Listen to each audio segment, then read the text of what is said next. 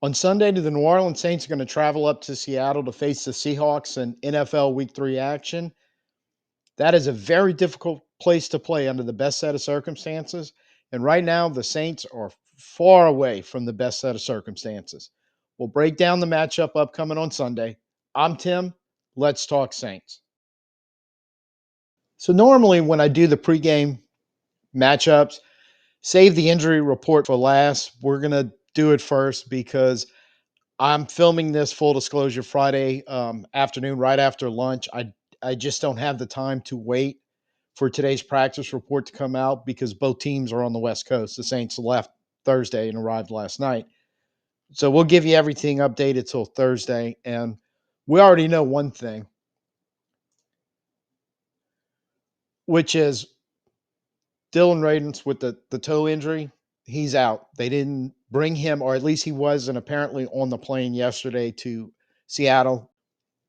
To go with the knee injury, Tally Fuaga now has a back, did not practice either day. Chase Young still dealing with the calf, did not practice either day. Trevor Penning with the toe has gotten into limited practices. So Chase Young and Fuaga are really concerned right now, not having practiced yet this week. Hopefully they will practice today, but they traveled at least. So they weren't immediately ruled out, still leaves the door open for them. Penning with two limited practices, assuming this is a participation day for him today, he'll be ready to go Sunday. But speculating right now, we will definitely need to see what happens on Friday's practice. Valet just getting into the offense. He had the big touchdown catch last Sunday. Coming up with the hip injury, did get in a limited practice, but adding to some problems on the wide receiver list. Trey Palmer injured himself. Apparently, it sounded like in practice on Wednesday and was unable to participate on Thursday. Wide receiver and now offensive line, which we've known's been an issue. That depth not quite there where we want it or need it. Now, when you're looking at Seattle's injury report, there's a couple names to talk about here. They had four no practices, and those are the ones I'm really kind of looking like limited to full practices for everybody else that they have listed. Before no practices, two of them, Love and Witherspoon, it's two really good defenders on their back end. And that's something to keep an eye on. There's no doubt about it. They're both just too good for them to both miss and not see some effect of it on defense. The rookie, Nick Amenawari, which I still think I'm not getting that name right. My apologies. Um, hasn't played. He was expected and drafted to be a key piece for what Mike McDonald likes to use on his defenses, which is what most NFL defenses are doing nowadays, to be versatile and be able to make easy adjustments with versatile players who can adjust to playing multiple positions or multiple spots on the field. So he fit that category, and he's been out for a little while now. I had read early in the week they were expected maybe he was going to make it back for this week. Don't know how true that report is based on the fact he didn't practice. He has not practiced the first 2 days. The one that's really interesting is Zach Charbonnet. Because, and as we'll talk about a little bit later, Clint Kubiak, our OC from last year, is the OC over there. We know what he wants to do. We know how he wants to do it. And he has two good running backs there in Charbonnet and, of course, Kenneth Walker, who Saints fans will remember a few years ago when he was a rookie and they came into the Dome. He housed a long run against us. But Walker, as good as he is he's just had injury issues.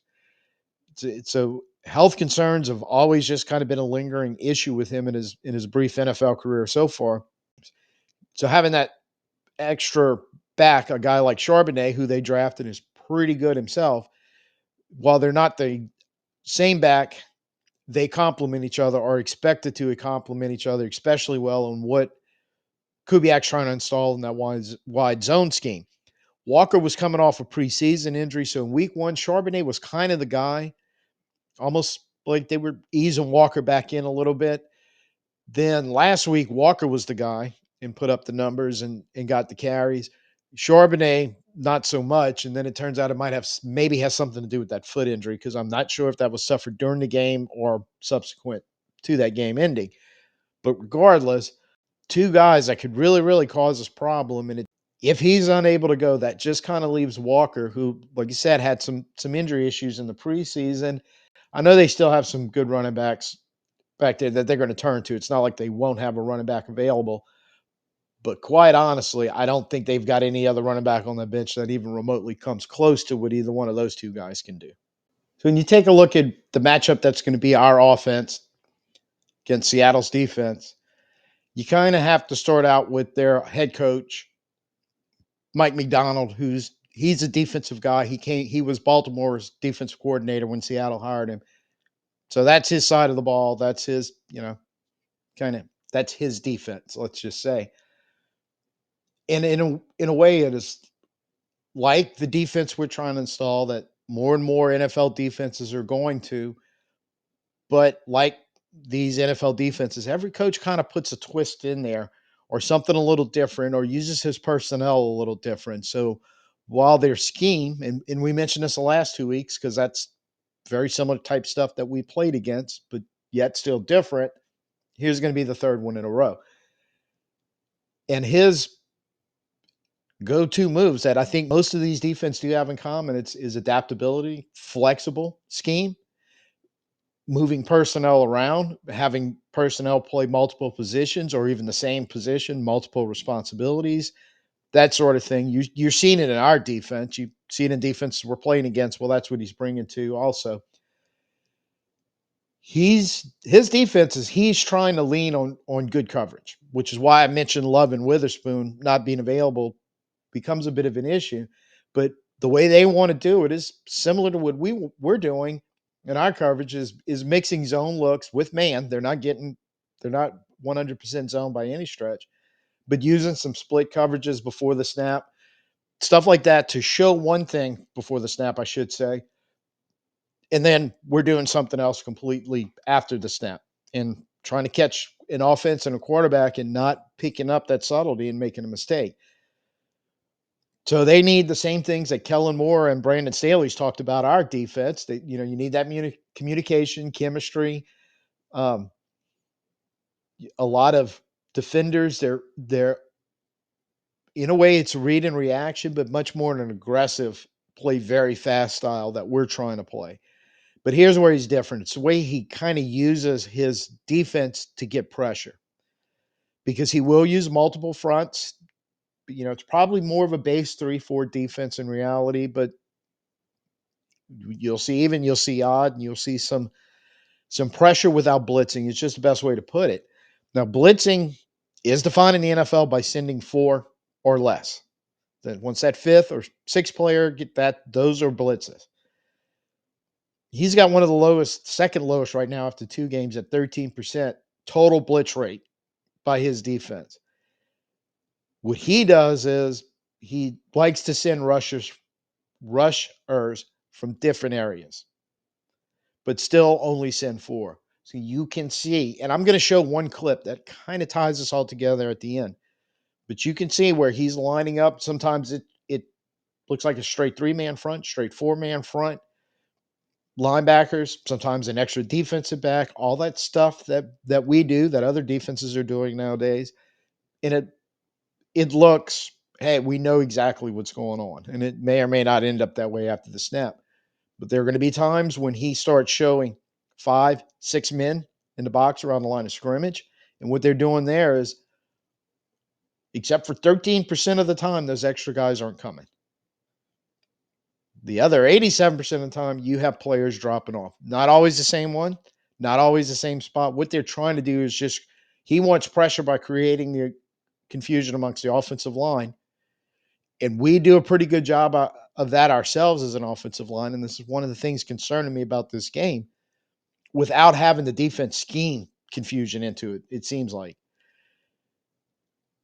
The other thing he's doing is while he's rushing at four, and he is willing. It's a couple times in the Pittsburgh game, I was looking at some third down clips that he's doing this where he'll overload a line.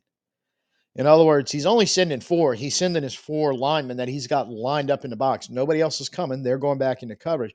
But 3 of them are basically in the ABC gap on one side of the line of scrimmage, and you'll have one guy on the other side. And I look at our offensive line and going, and he's got a guy named Leonard Williams who's pretty good. And I'm just sitting here thinking, man, Williams one on one straight up on Cesar Ruiz while Radence is out at guard, and we're not sure if we're going to have Penning, where they try to overload on that side in those gaps and really try to attack us up the middle. And I'm like, we're setting up for that. But that's what he does. And he will change it by scheme, by personnel available for him. He'll change that, I should say, his scheme by personnel available to him. But what the offense is trying to do, what their personnel is available, and is kept it flexible enough they're able to make some in-game adjustments when they need to. It's pretty much offensively keep yourself on your toes.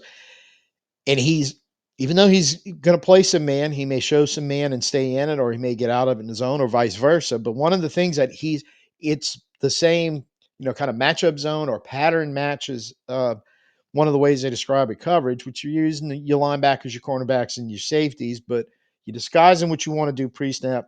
But after the snap, what they're kind of doing is recognizing the route combos coming out and then making the adjustments of who's matching up to whom. That's where the matchup comes in.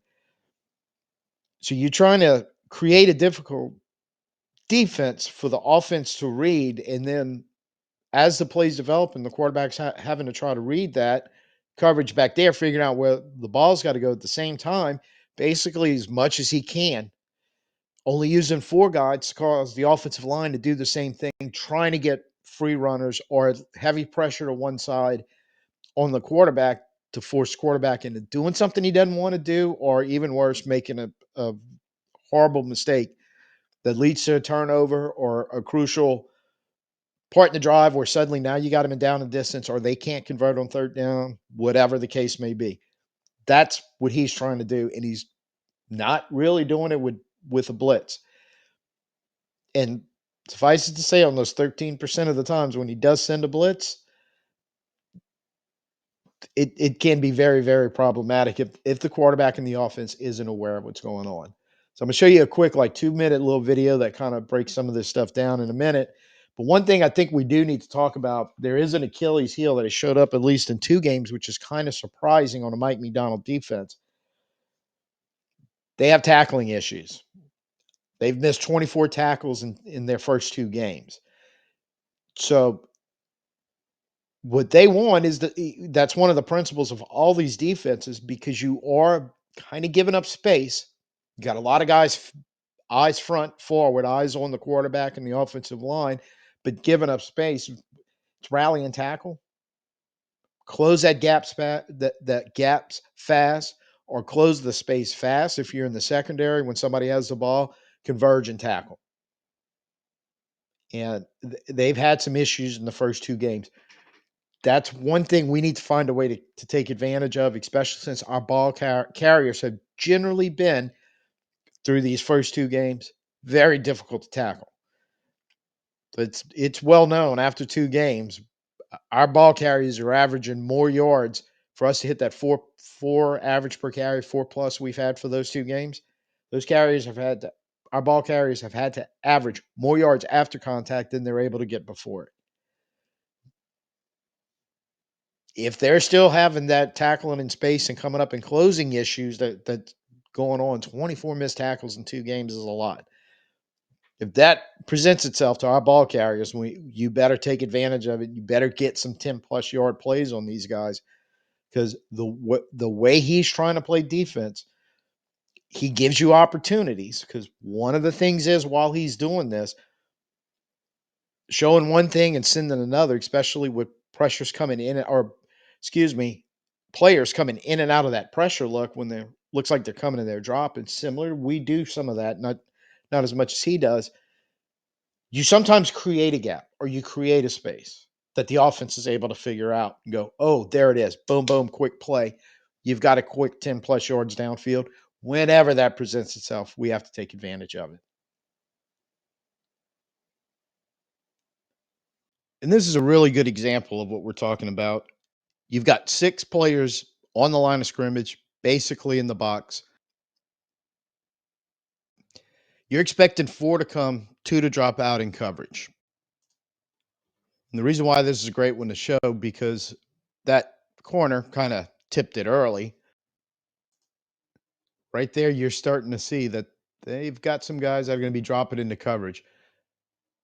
So of that initial 6, 3 drop, 3 grow. That corner comes in, which everybody would consider that a corner blitz. He's still only rushing 4. Purdy easily recognizes and he's gonna throw right wide open Jennings.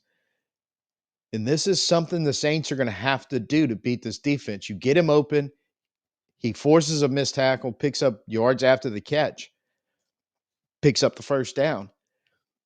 That right there just kind of summarizes everything that we're talking about, what they're going to try to do. And that's an extreme example. There's not very many of them where he's sending the corner, dropping 3 off the line in coverage, but plenty enough time for Purdy to realize what's going on and hit Jennings. This is the kind of thing that we're going to have to be able to do on offense to counteract some of the stuff that McDonald is going to want to do on defense. So the Saints defense versus Seahawks offense, we know where we're gonna be getting. We know what we should be expecting to see because their offensive coordinator, Clint Kubiak. Clint was here last year, so we know Coob's offense or the version of it he was trying to run here, I should say. From the Kyle Shanahan tree, we saw Kyle Shanahan last week with the 49ers running the wide zone scheme, his variation of it. He's the architect of kind of what's going on now around the NFL, using it the wide zone version of his own scheme. But we're going to see very similar stuff that we tried to do last year that we saw last week. Going to play action, quarterbacks under center instead of mostly in the gun. You're going to see motion. You're going to see constantly trying to move the defense one way so you can get the ball into space in the opposite direction. And you're still going to see where they're, for lack of a better phrase, bowed up and they're going to go right at you with a power game. It's not dissimilar, although probably not so much with the wide zone, but very much kind of the same philosophy that Kellen Moore is showing so far. They want to stay out along down and distance, want to stay out of constant pass pro in their blocking schemes. Would prefer if we can do stuff to alleviate and it makes sense pressure on our offensive line, especially our offensive line right now. So when you look at Seattle, just pulling some next gen stats and 2 games, small sample size, but I think you get enough of an idea that, yeah, that's what you're going to see. That's what they're going to want to do. Stay balanced. One of the big things you don't want to get, especially pass heavy, which in that offense can get you in a lot of problems. Well, so far, not a problem. 2 games, they've had 59 pass plays, 55 running plays.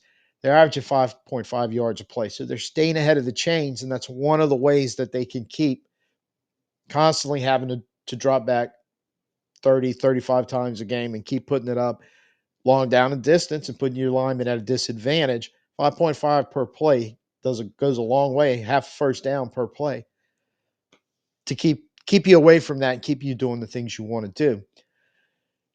Overall, they're kind of in the middle. They're like 19th overall in total offense, 312 yards per game in those 2 games.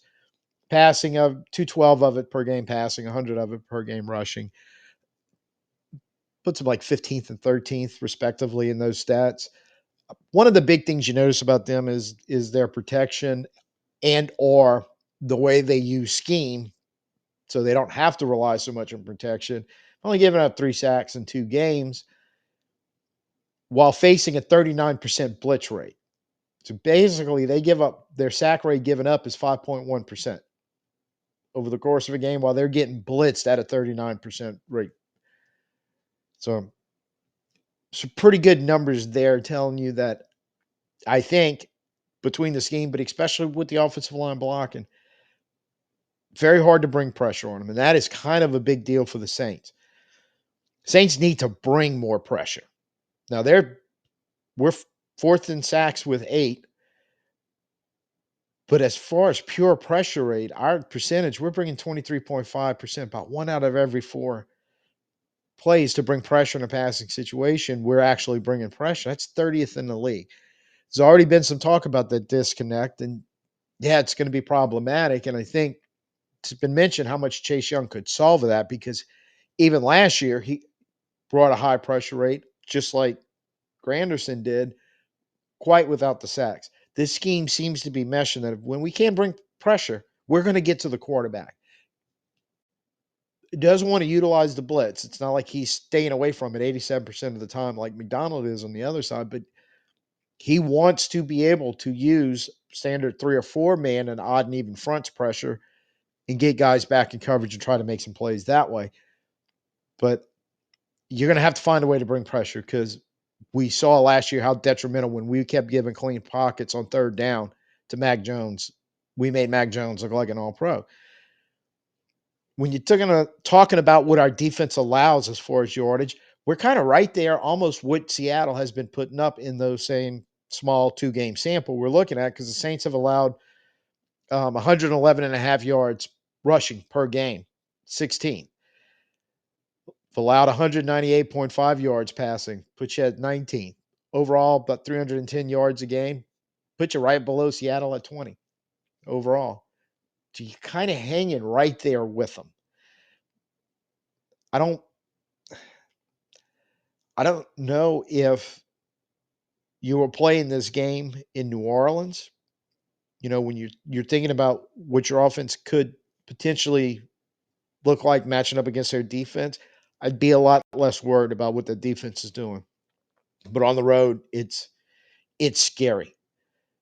When you flip it around, kind of the same thing. We're so even what we're giving up on defense to what they're doing on offense. Now, just the raw numbers. This isn't going play by play by any stretch.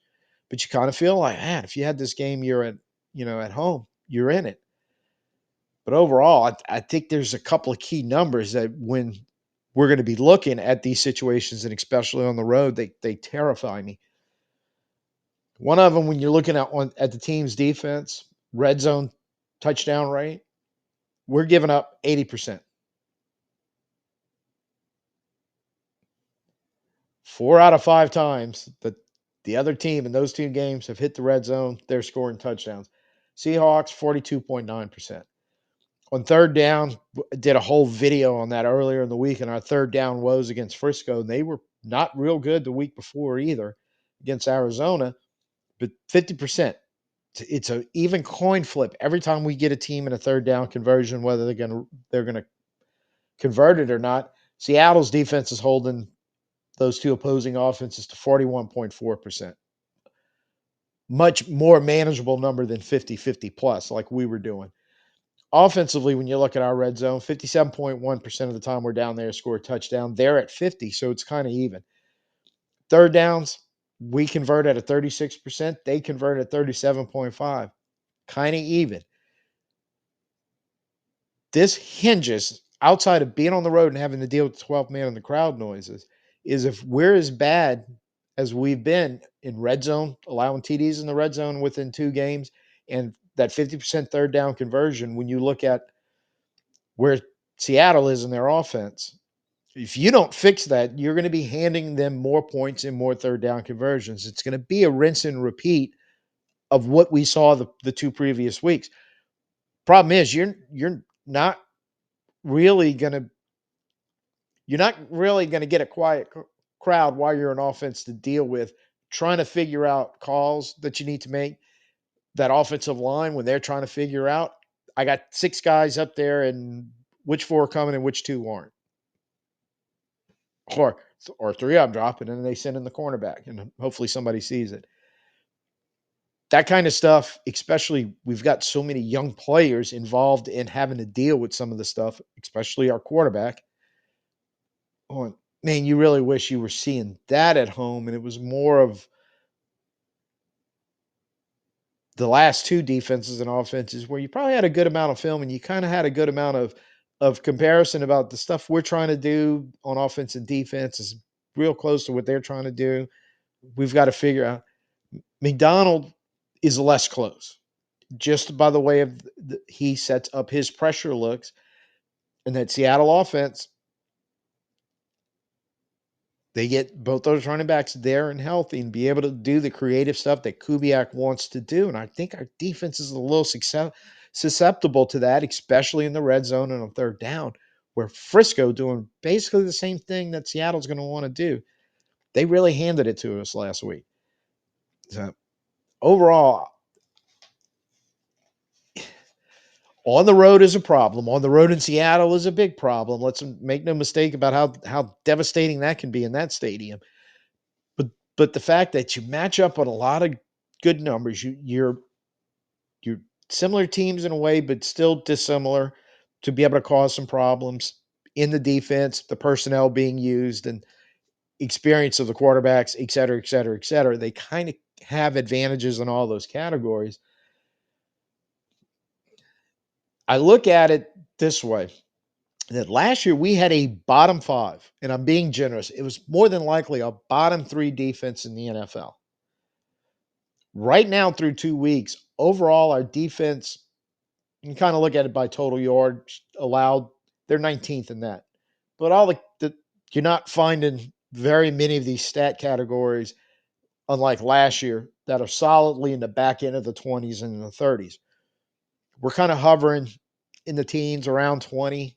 A couple of things we do really well where it moves up. Same thing with our offense. But overall, neither side of the ball, there's 32 teams in the NFL, and if you're staying south of 16, you're hovering between average and below average. Seattle's kind of in the same spot, but I think they're hovering a little average in ticking up into above average. So I think you're rolling into a hostile environment. You're rolling into a team that's better than you. You're rolling into a team that I don't even know if they really had to rebuild when they made the coaching changes and all. I think they had to kind of reload and modernize both their offense and their defense, which they definitely did, not unsimilar to what we had to go through last year.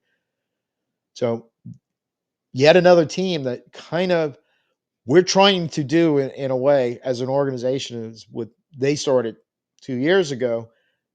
To, you're also facing a team that's just a little more advanced in what it is overall that you're trying to do. Like I said, they're trying to do it pretty much the same way that we're trying to do it.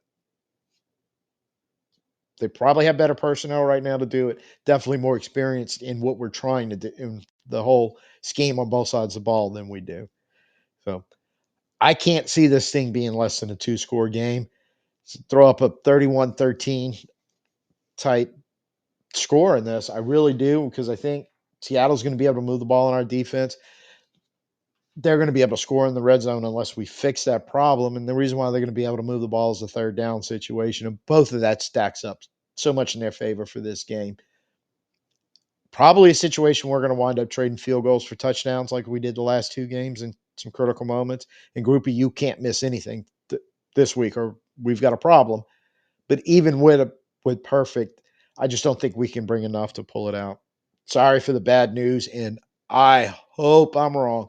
And we sneak in there and steal a game on the road in Seattle, because that would be something where all of a sudden this team can go, hey, look what we did, and hang your hat on that. It's not overly confident it's going to happen. So, first time here, you like what you saw, please hit the like, the share, the subscribe. Uh, we'll be back next week, so I'll have the game. We'll figure out what happens, and then we'll start reporting on that. Going to try to stick to the modern Monday, Wednesday, Friday kind of afternoon schedule as much as I can. I think I got to figure out how I'm going to be able to do it. So be on the lookout for me on those days, and I'd love to give you an exact time, but that's a little tough. Drop them down in the comments. Definitely tell me what you guys think. Win, loss, give me the score prediction, give me the old spiel. Let me know what you think. So, be seeing you Monday afternoon. I'm hoping it's a win. I just can't predict one in good conscience. That would be a flat out lie, but it is what it is. And until I see you next time, I'm Tim. Peace out and who dat.